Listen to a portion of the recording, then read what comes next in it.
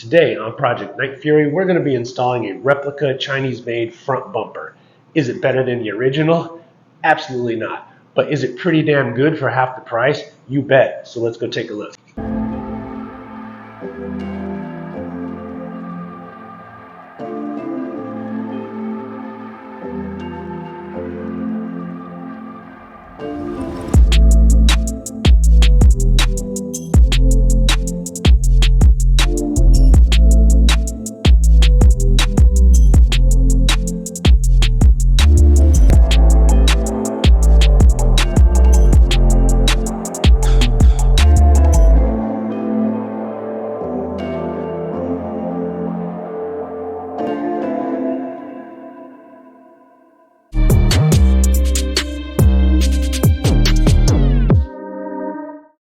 Alright, so today we're installing a front bumper on Project Night Fury. Now, those of you who've ever hunted for a bumper know there is no shortage of badass bumpers out there, and there's also a bunch of crappy ones too. But the good thing is the Jeep aftermarket game is strong and you have a lot of choices.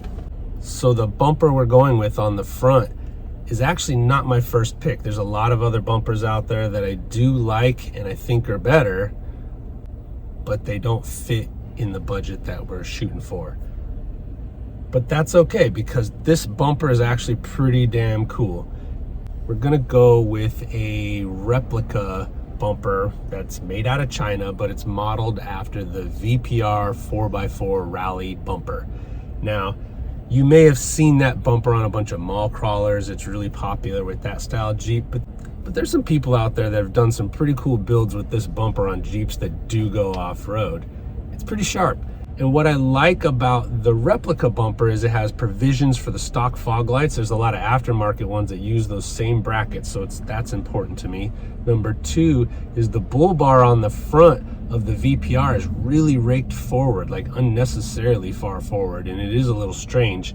And it's actually a little skinny in the front, whereas the bull bar on this aftermarket one, it's a little wider and it's a little bit more upright, and I think it's actually a better design.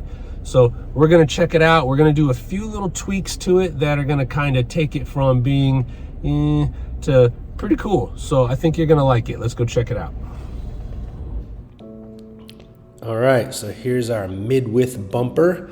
We can see it's got pretty decent powder coat here. On the back side, we can see our platform for a recessed, or often called a hidden winch, which is really nice for keeping things clean.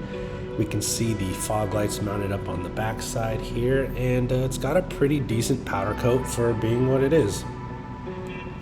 Up top on the bull bar, we have 3 different holes for mounting lights or whatever you want to put up there. Now it's time to get this stock bumper off and get this new one on. If you're looking for a full step-by-step how-to on removing a bumper and installing one, well, that won't be this video. The good news is there's plenty of those out there on YouTube, so you can go ahead and go check one of those out if you need it. What I can tell you is it's 6 bolts. You're probably gonna need a breaker bar and some penetrating lube because those bolts have been on there for a while. Other than that, you just have 2 connectors for the fog lights, and you're pretty much ready to get this bad boy off.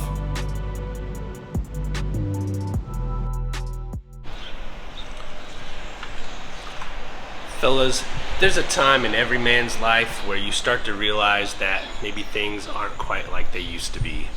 Maybe you're starting to notice things that used to be hard as steel are now starting to get a little soft. Fellas, maybe this is the time in which we need to have a little bit of a talk. Talk about a thing called rust. I know it's a dirty word, and as our Jeeps get older and they start to show their age, we start to lose some of that stiffness in the chassis to rust creeping in. We start to lose some of that newness of the body panels as it starts to bubble up our paint. But don't worry, fellas, luckily we have treatments for these kind of issues. Now, while we can't get rid of rust completely, we can slow it down, we can stop it in its tracks. But there'll always be new rust that can creep in regardless of what treatments that you use. They're not bulletproof, they're not permanent. It's something that is a bit of a regular upkeep, something that you should probably be doing about once a year on your Jeeps, just to make sure that we're keeping everything in check. So let's take a look. All right, here's the 4 products I use pretty regularly to address rust in some combination. On the left there, we've got Eastwood's Fast Etch. It's a pump action, not an aerosol, and you just spray it on bare metals or rusted metals to prep it and turn it into a non-oxidizing form of metal that's ready to prep and paint. I also like Rust-Oleum's products because they're available everywhere and they're pretty inexpensive. We've got the Rust Reformer there, which you just spray right over the top of rust. You cannot put that one on bare metal though.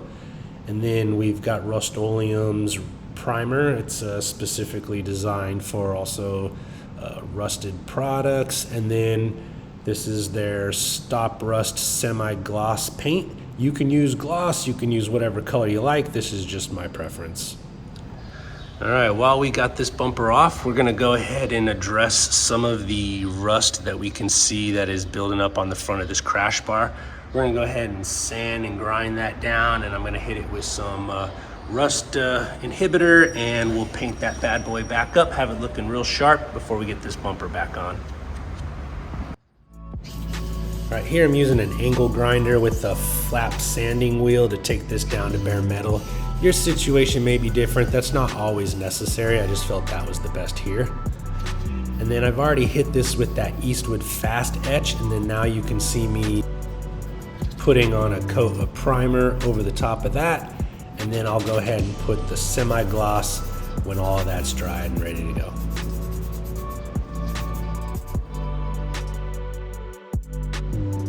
Now it's time to mount the fog lights to the back of the bumper with 4 little bolts and washers each side. All right, check it out, y'all. This bumper comes with some cutouts up top here, but I thought it would look really great to have some of this Hex Mesh go in there. So I made a cardboard cutout and went ahead and traced that and made sure I had a nice little template. I transferred that over here to the mesh, and after I cut that out with just a die grinder, Dremel, whatever you got, it's not a big deal. This stuff's pretty thin and easy to cut, and that will be the final result there. I think that's gonna turn out pretty hot. So one of the downsides to getting cheap China built stuff is where we can see that this hole is up here on this side. It's really close to the thread. So there's a threaded nut welded on the back side of this, and this is your backside bumper supports. So this is supposed to thread into here, but because this hole is off center a little bit where it's cut versus where the nut was bolted on, I'm gonna have to come in here with a Dremel and clearance this a little bit and oval this out a little bit so I can get this bolt thread down into there. Right now it's really close, but it's starting to strip that edge. So just to be safe, I'm gonna clean that up a bit. Right away when this bumper showed up, I knew we were going to do an upgrade to the hardware. Here we can see they supply you with these ugly gold zinc oxide bolts, and I wanted to do something that was more authentic to how VPR does it, and they use something called a socket head cap screw. We can see here I did them in black zinc oxide with some silver washers, which I think is a nice little touch. So yeah, we'll see how it works out.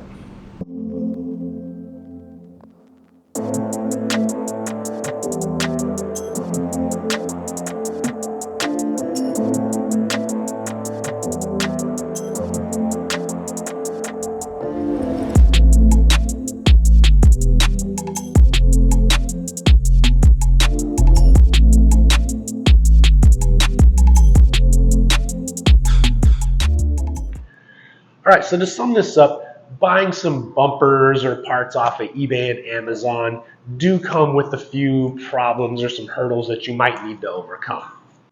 So if you got the dough, go ahead and drop it on like a Motobuilt, a JCR, a Crawltech, a Road Armor, a Go Rhino, any of those companies, out there doing big things, making cool stuff, Artec, whoever, doing all that, you're going to love it. You're not going to regret it. It's good quality stuff, all made right here in the US.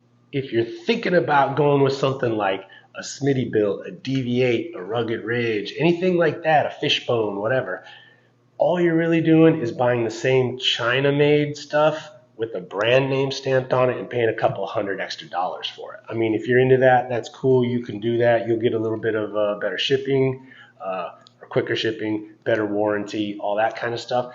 But there's not that much of a difference between those products and the stuff that you're just going to get right straight off of like Amazon or eBay. So for those of us who are still trying to save a few bucks but still upgrade the look and style of your Jeep, don't fear. There's some gems to be had out there. You just got to know what you're looking for. And you also have to understand and accept that there might be some flaws in the powder coat, there might be some fitment issues, and there might be some structural things that if you do any kind of hardcore wheeling or recovery stuff, that might cause you some issues there. So I really like how this turned out. I think it fits the look and the style that we were going for, and it definitely comes in at under the budget we had set of $500. It was a whopping $395 shipped with powder coating. You can't beat that, folks. That's pretty great. So thank you for following along. I would love if you would like, subscribe, do all those things that every YouTuber tells you to do, and you can tune in for the next episode. Peace.